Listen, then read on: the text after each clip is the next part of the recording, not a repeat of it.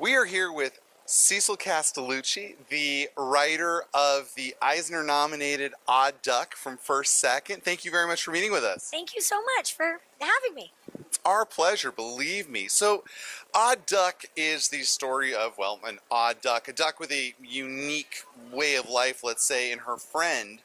But it's a children's book, ostensibly, a picture book.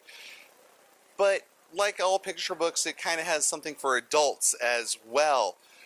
Did you initially envision this as a picture book, or was this a story that you had and the picture book format came along?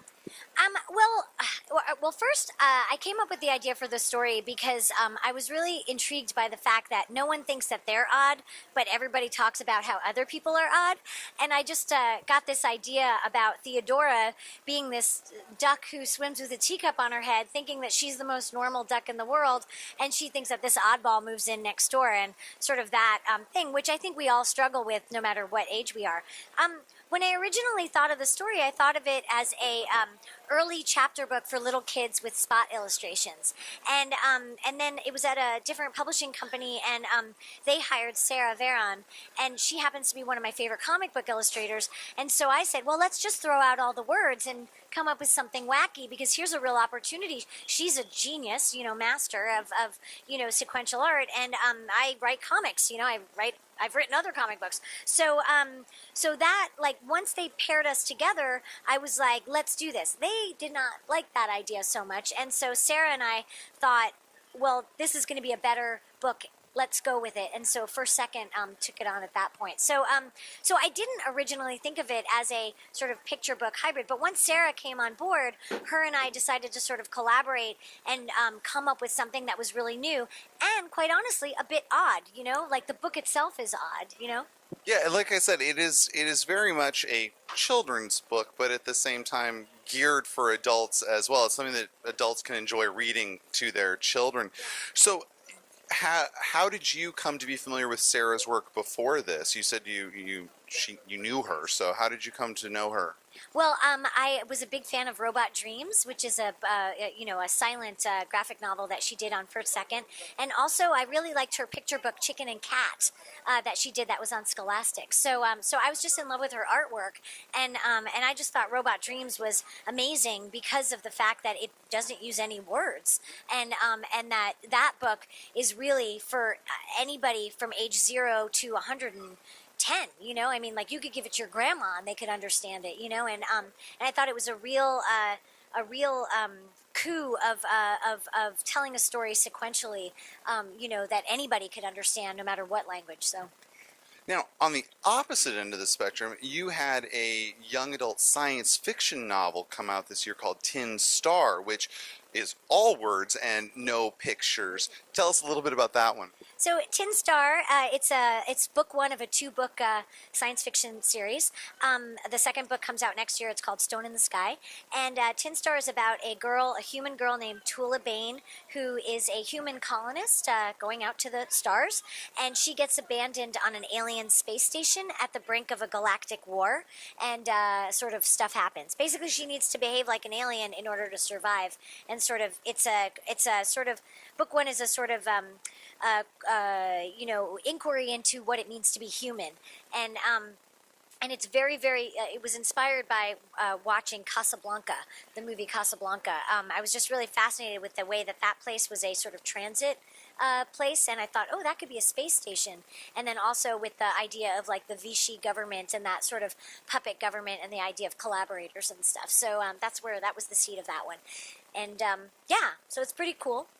Well, and what I noticed from reading Tin Star and reading Odd Duck and some of your other books is that there is sort of this ongoing theme about fitting in, or trying to fit in, or trying to find your unique voice in a world where that's not so much the norm. And from what I recall from being a young adult, that's kind of a common feeling. Do you think that's something that you keep coming back to sort of work through that, or why do you keep coming back to that theme? Well, yeah, I mean, I think you've hit the nail on the head. I am very, very interested in how we maintain our independence and individuality when there's this pressure of sort of groupthink and stuff like that. I've always been an outsider, and I think sometimes I write these books for myself at that age because I really struggled sometimes with wanting so badly to fit in, but at the same time really wanting to be my own person. And so I think that writing these kinds of books, these kinds of stories, is a constant reminder to myself to maintain my independence, because I think it's something that we even struggle with when we're adults, is like, not to fit in with the Joneses or whatever. And so yeah, I'm also very interested in becoming who you are. Like, how do we become who we are? How is it that sometimes just taking one slight step to the right, is enormous, and sort of maintaining your truth. And talk about taking that step to the right. This is your first children's book. That was not your first young adult novel. It was your first science fiction novel. You've also done a tremendous body of writing as well. I mean, everything from regular young adult novels to you wrote for an opera. Tell us a little bit about that. Yeah. Well, that was pretty cool too, because it was a live comic book opera. So I wrote the libretto, and this guy named André Richtik wrote the music, and it was commissioned by this company in Montreal called Ensemble Contemporain de Montréal, and what they do is they put together composers and artists, so painters, choreographers, theater people, playwrights, whatever. They put them together, and she was aware of my work, and she asked me if I wanted to do something, and I said, "Oh, it'd be super cool to do a comic book opera." So we did it, and it's 4 movements. It's a kids comic, a superhero comic, Little chainmail in the background. a kids comic, a superhero comic, a science fiction comic, and a romance comic. And I got 4 different illustrators to do the art. Cameron Stewart, Michael Cho, Pascal Gerard, and Scott Campbell, and so the singers are in sort of instead of super titles in the opera, it's dialogue and like captions and balloons, and I mean it looks really great. You can Google Madame Merveille ECM Plus, and you'll see a little trailer of it. And they actually just commissioned us to write a new opera that's going to come out in 2017, and it's going to be a film noir opera. It's going to have comic book elements in it as well, like that same idea, but it's a film noir. It's about the murder of a hockey player in 1950s Montreal, and it's amazing, totally fun. Now, you said that they were familiar with your work. Were they familiar with your work as a writer, or were they familiar with your previous life as an indie rocker? Actually, all of it. They knew that. The artistic director is friends with my dad, so my dad gave her my albums, and I'd made a feature film, gave her my feature film, gave Plain Jane's, gave my novels, and she just would read my novels, and then finally one day she after 10 years of getting my stuff, she invited me over for coffee and was like, "Hey, I get professional. Would you be interested in doing this?" And my feeling was I just want to tell stories in whatever way I can. And if someone says to you, "Would you be interested in writing an opera?" you just say yes. Even if you don't know what you're doing, it's yes, I'm going to do it. And then, I just did it. I mean, speaking of that, I am very interested in telling stories in a different way. With Tin Star, I don't know if you know, but when I get obsessed with an idea, I want to live in it. Like Star Wars. I love Star Wars. I want to be in Star Wars. I want to be Princess Leia. I want to, play it. I want to eat it. I want to, take a shower in it. And so with Tin Star, I'm a big gamer, and so I actually made a D20 role-playing game where you can play aliens that go onto the Yurtina space station and interact with Tula and the other characters. And it's just like a mini adventure. And you wrote that game as well? Yeah, I wrote it. Yeah, wrote it with my brother because he was my dungeon master my game master when we were little. So I was like, "Do you want to write a game with me?" And so we did it. Yeah.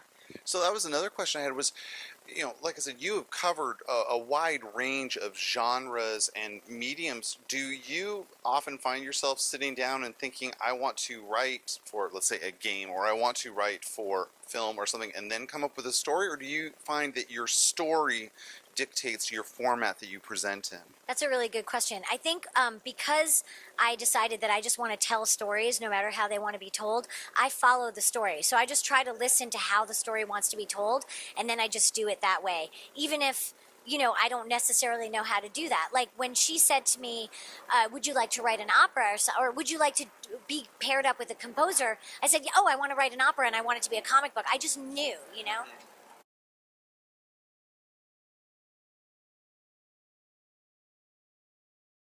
Yes, Yeah. the story presents itself to me the way that it wants to be presented, and then I just try to follow how it wants to be told.